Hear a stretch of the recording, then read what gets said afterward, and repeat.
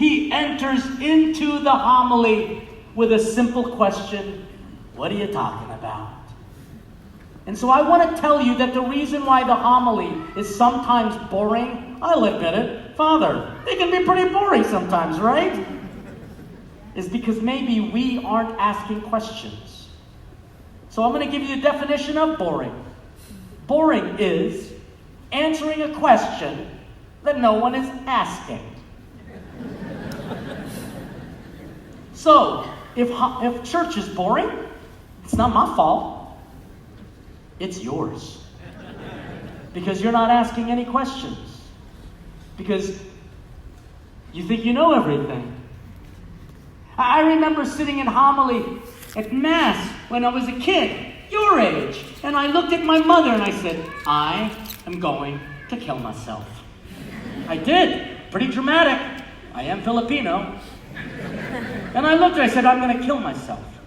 This priest is so boring. My mother said, you picked a good place to do it. I told my dad after Mass one day, I said, Dad, this priest is so boring. I don't get anything he says. And my dad said, well, if you can do a better job, do it. So the only reason why I'm a priest is because my dad begged me, all right? There you go. And perhaps the reason why I'm doing this now is to make sure you know that Mass isn't supposed to be some entertaining show, even though you should be entertained by the truth of God. And perhaps you need to ask yourself, if I was the priest, what would I preach about? Because remember, those two men on the road to Emmaus, they were giving homilies. They were having familiar conversation. What were they talking about? Jesus. But unfortunately, we don't do that except for when we're at Mass. You don't talk about God in your own homes. Maybe you do. You're couples for Christ, for God's sakes. You better be doing it.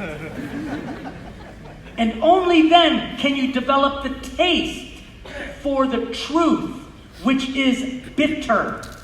I think God picked this weekend, this day, to begin this teaching Mass because these words of God fit perfectly with what's going on here this weekend.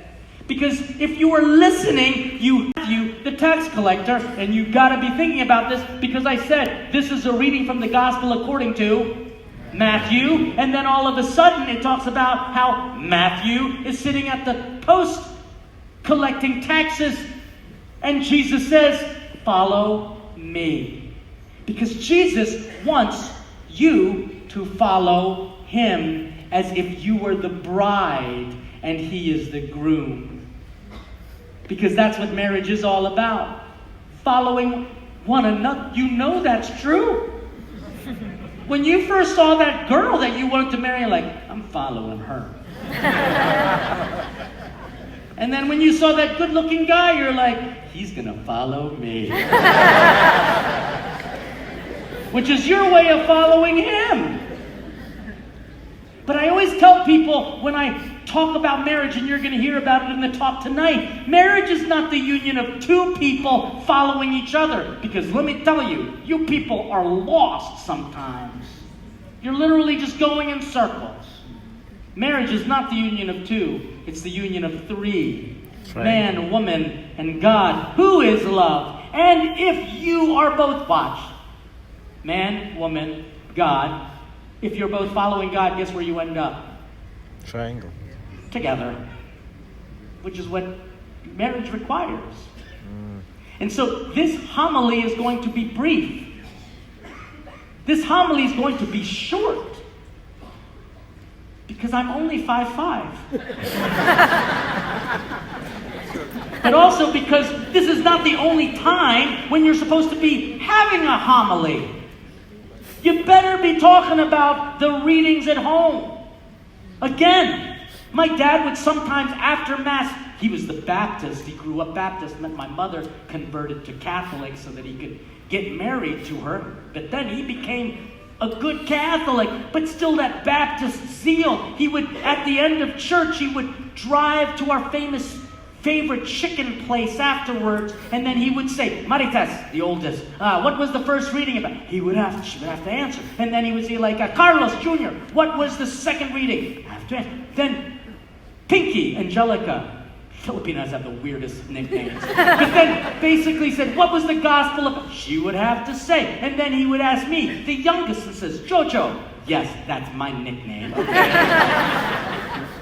What was the homily about? And I remember sitting in the back seat of the station wagon looking the other way. I would say, Dad, you're only asking me because you don't know either. And somehow his arm from the steering wheel could reach to the back and pinch my ears, right? But it was his way of getting us to talk about the readings. Amen. And so if you find the homily boring, then on Monday, read the readings for next Sunday and you write your own homily. And then if the priest does a bad job on Sunday, you say, hey, Father, let me tell you what I think you should have said. Try that. And then guess what you would be having? A homily. A familiar conversation. But it requires practice. The same way communication requires practice. That's why the next thing that usually happens at Mass is that you practice what you believe, the creed, right? Because I gotta tell you, if I were to walk up to any one of you and I'd say, what do you believe? You should be able to say, I believe in one God, the Father Almighty. And you should be able to do it alone. But you can't, can you? Don't lie to me. It's so much easier when it's like a whole bunch of people. They carry you, don't they?